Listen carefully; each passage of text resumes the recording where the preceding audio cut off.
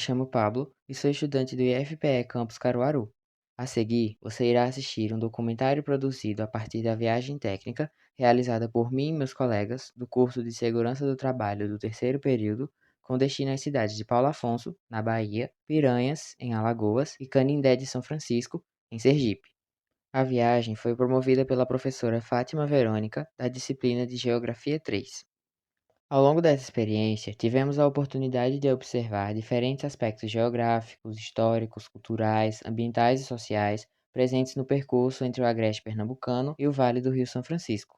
Durante a viagem, analisamos o processo de urbanização do interior, a importância da educação federal para o desenvolvimento regional, as mudanças na paisagem rural ao longo da BR-423, a presença dos povos indígenas Funiô em Águas Belas e a preservação cultural existente na região. Também observamos as transformações provocadas pela construção do Complexo Hidrelétrico de Paulo Afonso, identificando elementos naturais e modificações realizadas pela ação humana no Rio São Francisco e em seu entorno. Além disso, conhecemos a importância histórica da cidade de Piranhas para a cultura nordestina e visitamos o Museu de Arqueologia de Xingó, onde aprendemos mais sobre as antigas ocupações humanas no Vale do São Francisco e os impactos causados pela construção da barragem. Por meio dessa viagem, conseguimos relacionar os conteúdos estudados em sala de aula com situações observadas na prática, ampliando nossa compreensão sobre o desenvolvimento regional, preservação ambiental, patrimônio cultural e a relação entre sociedade e espaço geográfico. Nossa viagem começou em nosso campus, instituição que possui grande importância para o desenvolvimento educacional e econômico do agreste pernambucano. Localizado em uma das principais cidades do interior de Pernambuco, o campus faz parte do processo de interiorização da Rede Federal de Educação Profissional e Tecnologia, levando ensino técnico e superior público para regiões que antes tinham poucas oportunidades de formação especializada. Ao longo do percurso, percebemos como o Agreste vem passando por um intenso processo de urbanização. A expansão do comércio, da indústria e dos serviços contribui para o crescimento das cidades e para o aumento da circulação de pessoas e mercadorias. Caruaru se destaca como um importante polo regional, atraindo estudantes, trabalhadores e investimentos de diversas cidades vizinhas. Nesse contexto, entendemos que o IFPE exerce um papel fundamental no desenvolvimento regional, formando profissionais qualificados em diferentes áreas e oferecendo educação pública de qualidade no interior do estado. Além de ampliar as oportunidades para a população, os institutos federais ajudam a reduzir desigualdades sociais e educacionais, fortalecendo a economia local e incentivando o avanço científico e tecnológico da região. Um dos aspectos mais marcantes ao longo desse trajeto é a predominância da agricultura de sequeiros. Esse sistema depende exclusivamente da água das chuvas, sem sistema de irrigação artificial. Observamos também a forte presença de pequenas propriedades rurais. Essas unidades familiares muitas vezes combinam o cultivo de subsistência com a criação de animais em pequena escala. À medida que nos deslocamos de São Caetano em direção a Lagedo, a paisagem passa por uma transformação notável. Inicialmente, a vegetação tende a ser um pouco mais densa, mas logo dá lugar às formações típicas da Caatinga. A vegetação fica mais baixa com a presença de xerófitas, que são plantas adaptadas à seca, como cacto e arbustos espinhosos. A forma como a terra é utilizada reflete a profunda adaptação da população local às condições ambientais. Em São Caetano, predomina o uso de terras para atividades industriais e comerciais, especialmente as indústrias têxtil. No trecho da BR-423, conforme se afasta de São Caetano e se aproxima de Cachoeirinha e Lagedo, o uso da terra se volta mais para a agropecuária. Podemos observar pequenas propriedades com o cultivo de sequeiro, como milho, feijão e mandioca, e a criação de animais de pequeno porte.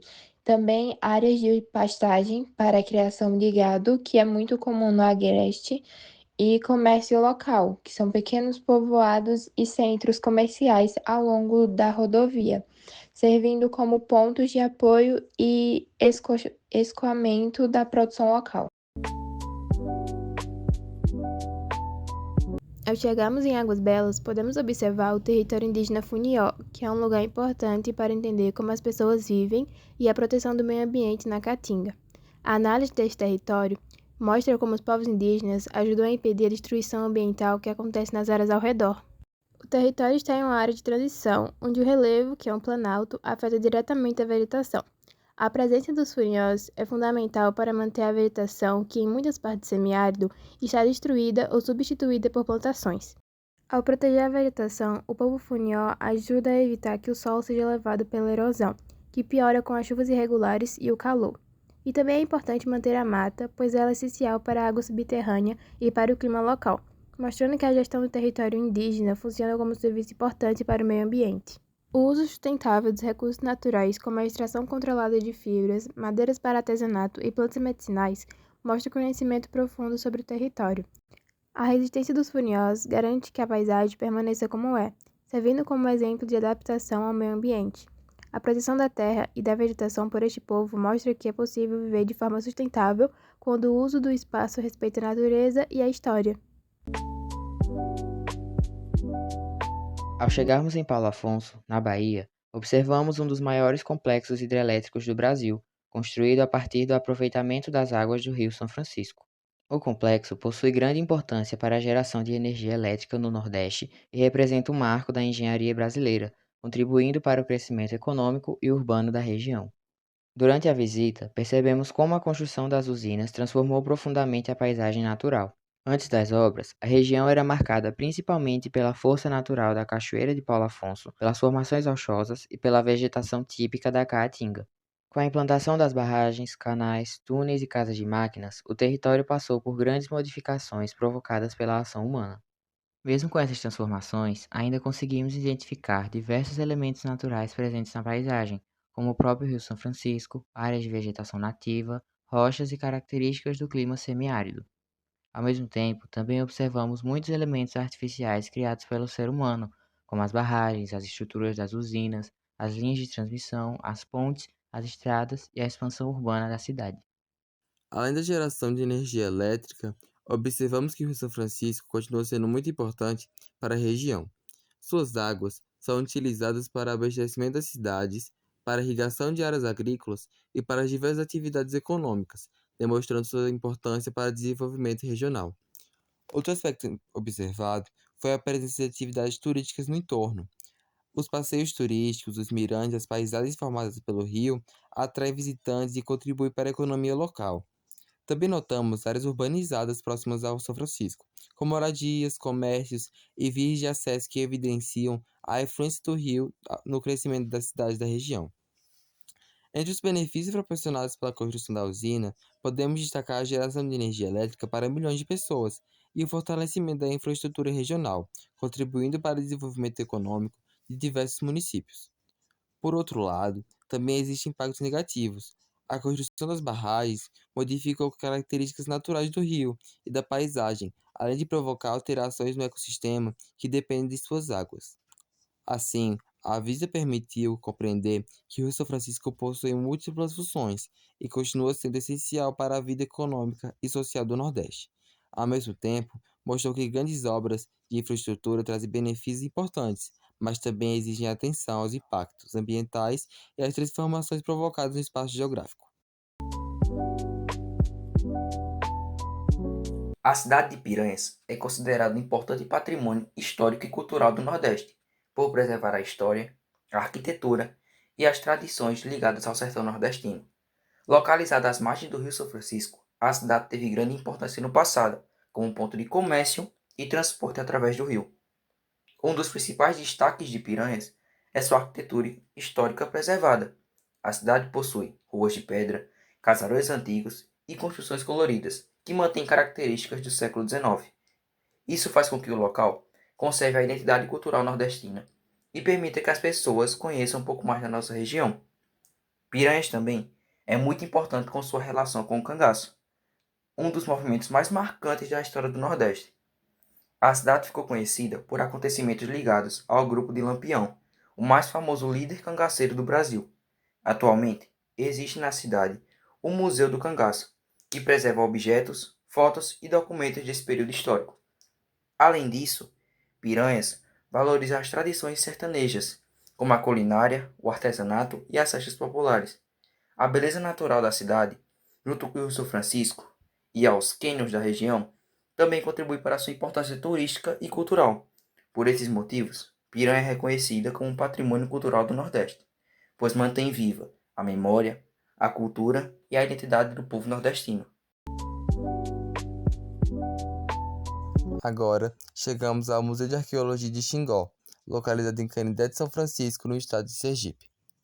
Esse museu tem um papel muito importante na preservação da história do Vale do São Francisco, reunindo diversos objetos e vestígios encontrados em pesquisas arqueológicas realizadas principalmente antes da construção da barragem de Xingó.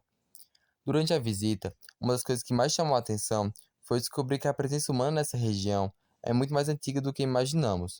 Aprendemos que grupos humanos já viviam às margens do Rio São Francisco há milhares de anos, deixando resíduos de sua passagem por meio de ferramentas de pedra, fragmentos de cerâmica, pinturas rupestres e outros artefatos.